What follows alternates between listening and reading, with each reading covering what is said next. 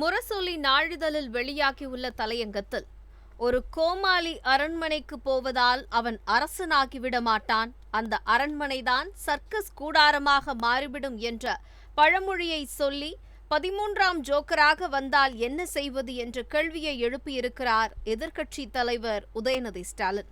தினம்தோறும் நடப்பது காமெடி மட்டுமல்ல, டிராஜடி என்று தெரிவிக்கப்பட்டுள்ளது.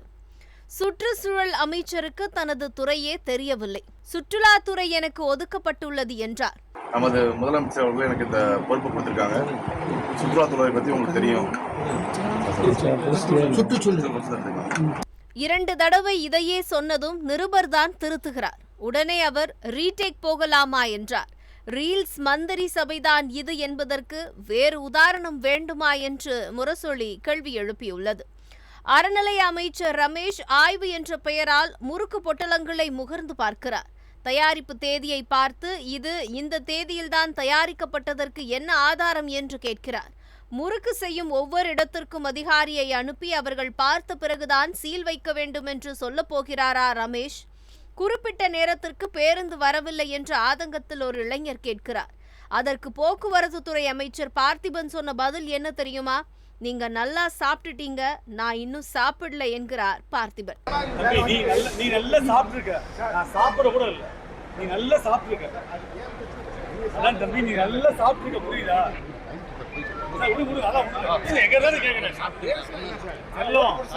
நீ நல்லா சாப்பிட்டுருக்க, நான் சாப்பிட கூட இல்லை. ப்ளீஸ் புரிஞ்சுக்கோ, போ. பஸ் வரல என்பதற்கு இதுதான் பதிலா? நீங்க நல்லா சாப்பிட்டுட்டீங்க, நான் இன்னும் சாப்பிடல என்பதையே 10 தடவை சொல்கிறார் பார்த்திபன். நிலைமையின் மோசத்தை புரிந்து கொண்டு போலீஸ் அதிகாரி ஒருவர் அந்த இளைஞரை போக சொல்கிறார். அந்த இளைஞரை போக விடாமல் தடுத்து நிறுத்தி, நீங்க நல்லா சாப்பிட்டுட்டீங்க, நான் இன்னும் சாப்பிடல என்கிறார் பார்த்திபன். அமைச்சர் இவர். விஜயின் சினிமா நண்பர் ஸ்ரீநாத் இப்போது அமைச்சராகிவிட்டார். அவரிடம் கச்சத்தீவு பற்றி கேட்கிறார்கள். அவருக்கு என்ன சொல்வது என்று தெரியவில்லை. பக்கத்தில் இருந்த இன்னொரு அமைச்சர் குமார் நோ கமெண்ட்ஸ் என்று அவர் காதில் கத்தி சொல்கிறார். உடனே ஸ்ரீநாத்தும் நோ கமெண்ட்ஸ் என்கிறார்.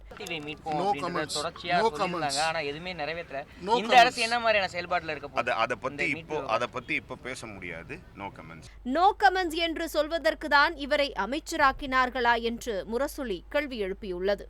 இன்னொரு இடத்தில் தமிழ்தாய் வாழ்த்து பற்றி கேட்கிறார்கள். இப்போதைக்கு இதை பற்றி பேச வேண்டாமே என்கிறார் அமைச்சர் ஸ்ரீநாத். இவர் எப்போது பேசுவார்? அமைச்சர் பதவி போன பிறகா? இதைவிட கொடுமை, தூத்துக்குடியில் தேர்ந்தெடுக்கப்பட்ட ஸ்ரீநாத் திருச்செந்தூர் தொகுதிக்கு போய் நன்றி சொல்ல, இது உங்க தொகுதி இல்லைங்க என்று அந்த மக்கள் மண்டையில் தட்டி அனுப்பி வைத்துள்ளார்கள். சூலூரில் 10 வயது குழந்தை பாலியல் வன்கொடுமை செய்யப்பட்டு கொலை செய்யப்படும் கொடூரம் நடக்கிறது. அது பற்றி தொழில்துறை அமைச்சர் கீர்த்தனாவிடம் கேட்டால் உடனே சிரிக்கிறார். நடந்திருப்பது மிகப்பெரிய கொடுமை, இனி இதுபோல் நடக்கக்கூடாது என்றாவது சொல்ல வேண்டியதுதானே? சிரிக்கிறார். இது மாதிரியெல்லாம் என்னிடம் கேட்கக்கூடாது என்கிறார். தனது துறையையாவது ஒழுங்காக கவனித்தாரா என்றால் அதுவும் இல்லை. தமிழ்நாட்டிற்கு உலக தொழில் நிறுவனங்களை அழைக்க ரீல்ஸ் போடுகிறார் தொழில்துறை அமைச்சர் கீர்த்தனா. இந்த ரீல்ஸை பார்த்துவிட்டு கம்பெனிகள் படையெடுத்து வருவார்கள் என்று முரசொலி தெரிவித்துள்ளது. அனுபவம் வாய்ந்த செங்கோட்டையன் கூட தற்கூரி கூட்டத்தில் சேர்ந்ததும் அதை போலவே ஆகிவிட்டார். சட்டம் ஒழுங்கை பற்றி கேள்வி எழுப்பினால், உங்க வீட்டுல எல்லாரும் நல்லாதானே இருக்காங்க, உங்க குழந்தைகளுக்கு ஏதும் பிரச்சனையா என்று கேட்கிறார் செங்கோட்டையன். பாலியல் வன்கொடுமை எல்லா வீட்டிலும் வரிசையாக நடந்தால்தான் நடவடிக்கை எடுப்பாரா என்றும் முரசொலி கேள்வி எழுப்பியுள்ளது. ஜனநாயகத்தின் 4வது தூணாக கருதப்படும் ஊடகங்களை முதலமைச்சர் விஜய் மதிப்பதே இல்லை. அவர் கட்சி ஆரம்பித்தது முதல் முதலமைச்சரானது வரையிலும் அதன் பின்னரும் ஊடகங்களை சந்திக்கவே இல்லை. இது பற்றி கேட்டால் மின்துறை அமைச்சர் நிர்மல்குமார், செய்தியாளர்களை சந்தித்துதான் அரசு நடத்த வேண்டும் என்றெல்லாம் இல்லை, செய்தியாளர்களை சந்தித்தே ஆக வேண்டும் என்று பெஞ்ச்மார்க் வைக்காதீர்கள் என்று சொல்லியிருக்கிறார். அப்படியானால் இவர் எதற்கு செய்தியாளர்களை சந்திக்கிறார்? வீட்டுக்குள்ளேயே இருக்க வேண்டியதுதானே? தலைமை செயலகத்தில் இருக்கும் செய்தியாளர் அறையை மூடிவிட வேண்டியதுதானே? கூட்டுறவுத்துறை அமைச்சர் காந்திராஜனுக்கு ஆய்வு பண்றோம் என்பதற்கு மேல் எதுவும் சொல்ல தெரியவில்லை. சார், இதுக்கு மேல எதுவும் கேட்காதீங்க என்று கையெடுத்து கும்பிடுகிறார். முதலமைச்சர் பற்றியெல்லாம் என்னிடம் கேட்காதீர்கள் என்று ஒரு அமைச்சர் சொல்கிறார்.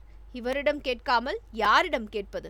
அமைச்சரவையில் 2வது இடம் என்று சொல்லப்படும் அமைச்சர் புசி ஆனந்த் எதை கேட்டாலும் கையெடுத்து கும்பிடுகிறார். விஜய் சாரை இட்டுன்னு போறதே கஷ்டம் என்ற புகழ்பெற்ற பொன்மொழியால் புகழ் பெற்றவர் இவர் என்றும் முரசொலி தெரிவித்துள்ளது.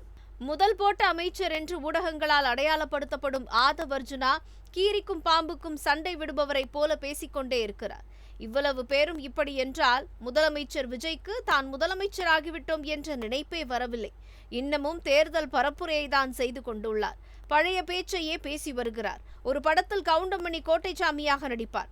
தூக்கத்திலேயே எல்லா காரியத்தையும் தப்பு தப்பாக செய்வார். அதை போல கோட்டைச்சாமி எந்திரி, இப்போ நீங்க தான் முதல் மந்திரி என்று யாராவது விஜயை எழுப்பி விடுங்கள் என்று முரசொலி தனது தலையங்கத்தில் குறிப்பிட்டுள்ளது.